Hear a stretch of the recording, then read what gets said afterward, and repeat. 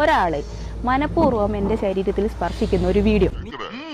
ഇതൊരു മെയിലിൻ്റെ normal behaviour അല്ല, ഇൻസ്റ്റിങ്ക്റ്റും അല്ല, ടെംപ്റ്റേഷനും അല്ല, പിന്നെന്താ അൺകറക്റ്റഡ് ബിഹേവിയറാണ്. நீங்க ஏதோ சொன்னீங்க ஆனா என் காதுல இது ராங்கா விழுந்தது. ഫോണിൽ വീഡിയോ ഓൺ ആക്കി ഇങ്ങനെ പിടിച്ചു. ഈ വീഡിയോ ഓൺ ആക്കിയത് അയാൾ കണ്ടിട്ടുണ്ട്. അതിന് എന്താ മനസ്സിലാക്കുന്നത്? വീഡിയോ എടുത്താലും എനിക്ക് പ്രശ്നമില്ല. മറമുടിക്ക് പോത് പുരിഞ്ഞതാ. ഇത് കാണിക്കുന്നത് ഇയാൾ ഇതൊരു പാറ്റേൺ ആയിട്ട് കണ്ടിന്യൂ ചെയ്യുന്നുണ്ട് എന്നുള്ളതാണ്. ആ വീഡിയോ പോസ്റ്റ് ചെയ്തതിന്റെ ഉദ്ദേശം എന്താന്ന് വെച്ചാൽ ഇത് മാക്സിമം ആളുകളിലേക്ക് എത്തിക്കുക.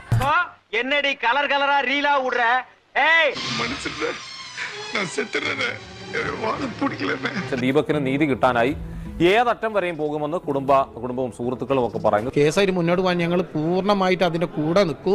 ഏതറ്റം വരെ പോകാൻ പറ്റാതെ അറ്റം വരെ പോവുകയും ചെയ്യും. എല്ലാ പുരുഷന്മാരും നല്ലവരല്ല, അതുപോലെ തന്നെയാണ് സ്ത്രീകളും. സ്ത്രീ സംരക്ഷണത്തിന് വേണ്ടിയിട്ടാണ് സാർ ഈ വകുപ്പ്, അല്ലാതെ പുരുഷന്മാരെ നശിപ്പിക്കാൻ വേണ്ടിയിട്ടല്ലെന്ന്. ഒരു കഷ്ണം കയറിൽ ജീവിതം അവസാനിപ്പിക്കേണ്ട നമ്മൾ കാണേണ്ടി വന്നു. പ്രതികരിക്കരുത്, കാരണം മരിച്ചതൊരു പുരുഷനാണ്.